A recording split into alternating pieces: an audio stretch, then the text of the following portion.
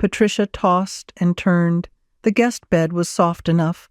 The sheets smelled faintly of lavender, and yet her body refused to settle. Every creak of the old farmhouse made her jolt awake. Every gust of wind outside rattled the shutters and stirred her thoughts into restless shapes.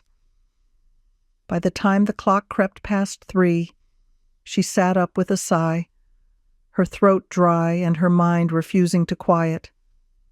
Padding across the room, she slipped into the hallway. The air felt cooler here, the boards groaning under her feet. She meant only to find the kitchen for a glass of water, but her steps wandered further, toward a narrow door at the end of the hall.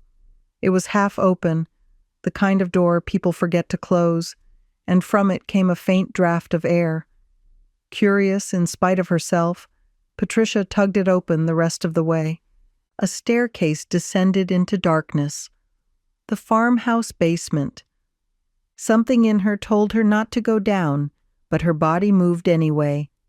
The steps were rough wood, the air damp and cold. She could smell soil, stone, and the faint metallic tang of rust. At the bottom, her eyes adjusted slowly, catching the outline of boxes stacked high, old furniture covered in sheets, and then something stranger. In the far corner stood a cage. It wasn't small, not like something for a house cat or a rabbit. This was larger, square, with iron bars dulled by years of dust, the kind of cage that might once have been used in a zoo or a circus. Patricia froze, breath caught in her throat. Closer inspection only deepened the unease. Inside the cage sat a few odd items, a half-empty package of adult diapers, a stack of what looked like Chuck's pads, the disposable kind used in hospitals or nursing homes, and a couple of old water bottles. Patricia blinked at them, her brain trying to weave the evidence into something ordinary. Cats, she told herself. They must have a lot of cats. The diapers, maybe someone was storing them after cleaning out a supply closet? And the cage? Farmhouses always had weird junk lying around, relics from the past. But the water bottles? Those she couldn't explain. Something about them made her skin crawl. She backed away, heart thudding in her chest, and climbed the stairs more quickly than she meant to. By the time she reached the kitchen, she was trembling. She pulled a glass from the cupboard, filled it at the sink, and tried to slow her breathing. That was when she felt a hand on her shoulder. Patricia jumped. The glass slipped from her hand, shattering on the floor, water splashing her bare feet. Katie stood behind her, eyes wide. "Whoa, sorry. I didn't mean to scare you." Patricia's pulse raced, her hands shaking. "Jesus, Katie, you nearly gave me a heart attack." Katie looked down at the shards of glass. "It's fine. Don't worry about it."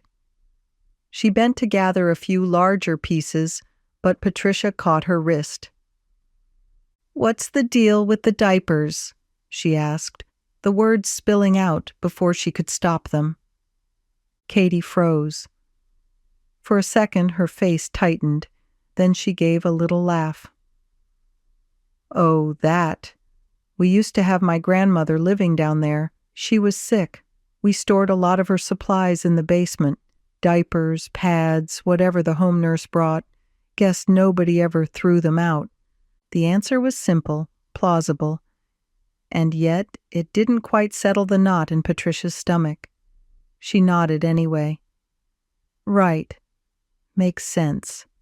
Katie smiled thinly. "Come on, let's go back to bed. You'll feel better in the morning."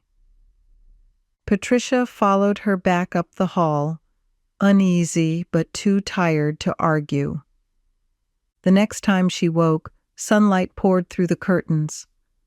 The house was already alive with sounds, pots clanging in the kitchen, muffled voices drifting up the stairs. She rolled over to check her phone. Nearly noon. When she went downstairs, Katie greeted her brightly. You ready? I was thinking we could go riding today. Patricia blinked. Riding? Horses? Katie grinned. Of course. We've got a few in the stables out back. You'll love it. After a hurried breakfast, they made their way to the barn. 2 horses were saddled and waiting. Katie moved with easy confidence, her hands brushing over her mare's mane, her voice low and firm. Patricia climbed awkwardly onto hers, feeling the unfamiliar weight shift beneath her. At first the ride was peaceful. The sun lit the fields gold, the breeze cooled her skin, and the steady rhythm of hooves was almost hypnotic. But after a while, Patricia noticed how tightly Katie controlled her horse. Every turn of the reins, every nudge of her boot was sharp, insistent, almost aggressive. When Patricia tried to loosen her grip and let her own horse wander a little, Katie snapped at her. "Don't do that. You'll confuse it. Keep your posture straight, hands firm." Patricia bit her lip, obeying. Katie's tone had shifted, less friendly, more commanding, as if the horse were an extension of her will. They rode for hours, circling the property and the trails that wound through the nearby woods. Patricia's muscles ached, her legs burning, but Katie never seemed to tire. By the time they returned to the farmhouse, Patricia was grateful to dismount. As she rubbed her sore legs, her phone buzzed. A call from her mother. She answered, stepping a few feet away. "Hi, Mom." Her mother's voice was warm, worried. They chatted briefly about the trip, about how Patricia was sleeping. When she hung up, Patricia sighed. She realized she'd mentioned, without meaning to, that she might need to cut her trip short, maybe come home a little early. When she turned back, Katie was watching her. In the car later, driving back from town, the silence between them stretched long. Katie's hands gripped the steering wheel tightly, her jaw clenched. "You're leaving early?" she asked finally, her voice sharp. Patricia hesitated. "Maybe. I don't know yet. Mom thinks—" Katie's eyes flicked to her, then back to the road.